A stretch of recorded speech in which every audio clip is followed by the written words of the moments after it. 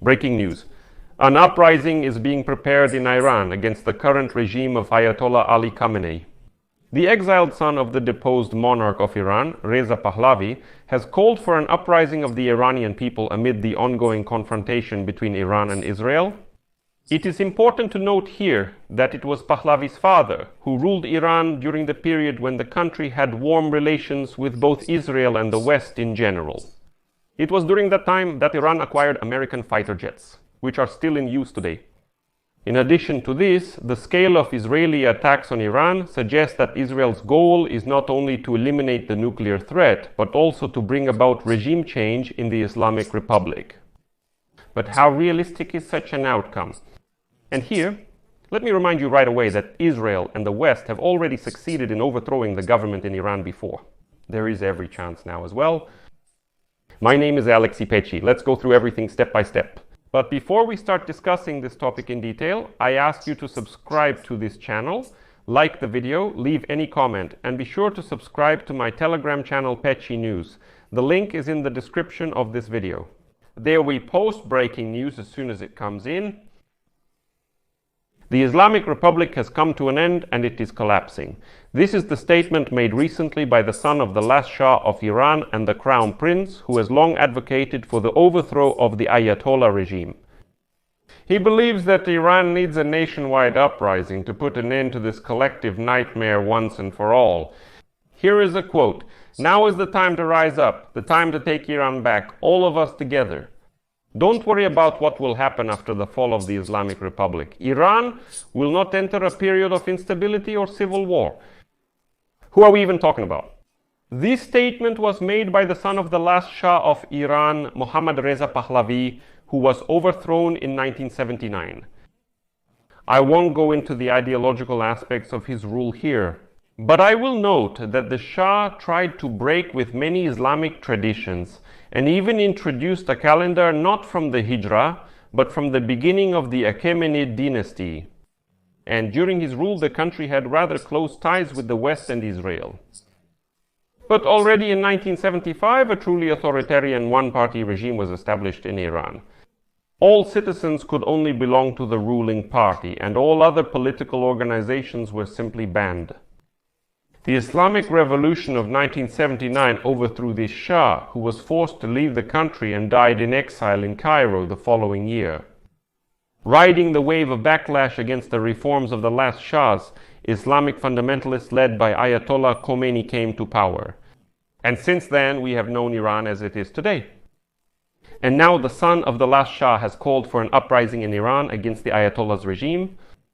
It is noteworthy that in recent years, Pahlavi has strengthened his ties with Israel, and he has repeatedly supported the actions of the Jewish state. We will return to history later, specifically to how regime change in Iran has already been achieved with Western support. Now let's focus on current events. As you know, at the end of last week, Israeli Prime Minister Benjamin Netanyahu made a video address in which he called on the Iranian people to rise up against their leaders. Next, I'll give you his quote. "The goal of Israel's military operation is to eliminate both the nuclear and missile threats. And as we achieve our goals, we are also clearing the way for you to achieve your goal of freedom." It should be acknowledged that the hope for regime change may be one of the reasons behind the current Israeli attacks on Iran. Israel is counting on the fact that after the strikes, the Iranian leadership will weaken and the people will rise up. But of course, there is a huge risk in this because there is no certainty at all that such a chain reaction will actually follow. The Israeli strikes have already led to the death of the commander of the Islamic Revolutionary Guard Corps, the chief of staff of the armed forces, and other high-ranking Iranian military officials. And after Iran's retaliatory strike, Netanyahu stated that more is expected, hinting at the possibility of new attacks and possibly further elimination of Iranian leaders. Moreover, in Israel, they are already openly hinting that they would gladly eliminate Ayatollah Ali Khamenei as well. However, it remains unclear whether what is happening could lead to internal instability and an anti-government movement. At the moment, unfortunately, there is no convincing evidence that such processes have already begun, and even if they do start, their outcome is completely unpredictable. Real power in Iran is concentrated in the hands of those who control the military and the economy. Firstly, in the structures of the Islamic Revolutionary Guard Corps. The president and prime minister lack real power, serving as figureheads. True power lies with the Islamic Revolutionary Guard Corps. And these forces don't need the people's approval at all. They can take the country in an even more confrontational direction on their own. Another question is, who could become a real alternative to the current regime in Tehran? The Iranian opposition has stayed divided in recent years, lacking any central core or leadership. Nevertheless, among the figures that Israel might consider as preferred alternatives is former Crown Prince Mohammad Reza Pahlavi, the son of the last Shah, who has already called for an uprising. But the problem is that he lives in exile. He is trying to gain the support of Western countries and has even visited Israel. But despite a certain popularity among some Iranians, there are no signs yet that he could become a unifying figure for the opposition movement. And there is also the Mujahideen Exile group. This is a left-wing radical opposition in exile opposing the Islamic Republic. But there are problems here as well. First of all, they are in exile. Secondly, this group supported Saddam Hussein during the Iran-Iraq War in the 1980s, which still remains a stain on their reputation in the eyes of many Iranians. But there is also an advantage for this group. It has influential supporters in the United States, some of whom are close to President Donald Trump's camp. Of course, it's still too early to talk about all the consequences of Israel's attacks on Iran. And during last year's escalation between Iran and Israel, there were no serious signs of public demand for regime change. However, the current events' scale of destruction cannot be compared to those, so the situation may change. Although there is another possible scenario, the collapse of the Ayatollah regime, followed by chaos. But such a situation in a country with a population of about 90 million people would have catastrophic consequences for the entire region.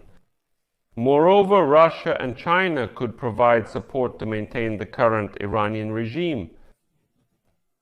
However, it's important to consider another aspect here that weakens the Ayatollah regime. And what is Iran's goal at this stage anyway? Despite a series of strikes on targets in Israel, Tehran doesn't have that many options. And even the Ayatollah regime can't clearly explain why now. It seems like he wasn't planning, and still isn't planning to create nuclear weapons, but at the same time he's not holding proper negotiations with the United States, which is why he got involved in this big war. Let's say the Khamenei regime expands its attacks not only on Israel, but also on American bases throughout the entire region, to show that the regime is not giving up. As he said today, they are not planning to surrender. In this situation, the United States will definitely get drawn into the war. The question is, what is Iran's goal in all of this?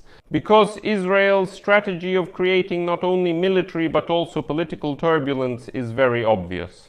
But Iran's goals in this situation are absolutely unclear.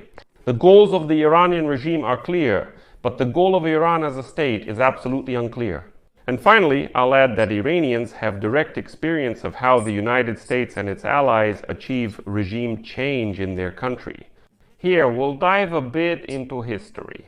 In 1953, the United States helped organize a coup to overthrow Iran's Prime Minister Mohammad Mossadegh. He promised to nationalize the country's oil fields, a move that the United States and the United Kingdom saw as a serious blow given their dependence on Middle Eastern oil. But such a move toward nationalization was seen in Iran as popular and a victory for the then Soviet Union. And then the United States decided that Mossadegh had to be dealt with, and this is where we get to the most interesting part.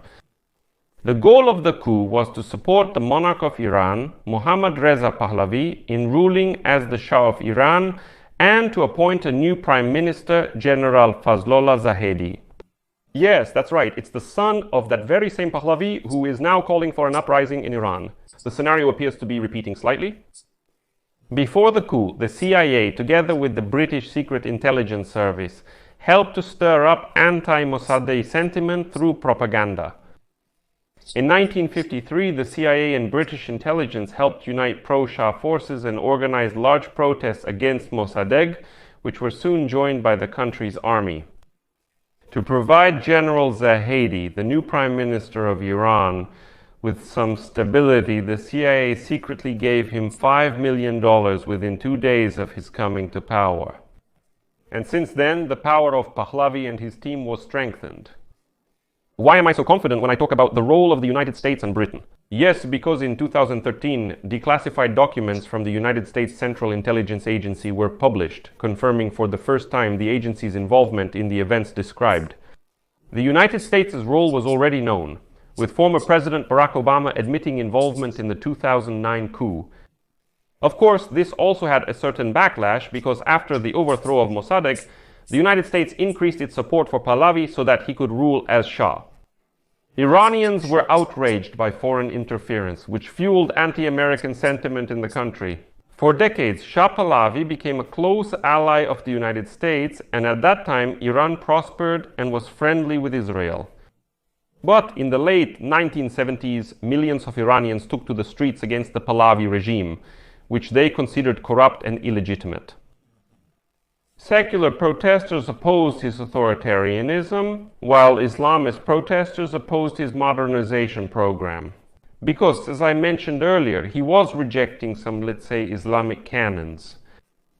In the end, the Shah was overthrown as a result of the Islamic Revolution of 1979, which ended the Western-backed monarchy and marked the beginning of the Islamic Republic and clerical rule. So, friends, write in the comments what you think are the chances that the Ayatollah regime in Iran will now be overthrown by the Iranians themselves. Share your thoughts in the comments. I'll leave it there. Subscribe to the channel, hit the bell, and don't forget to like.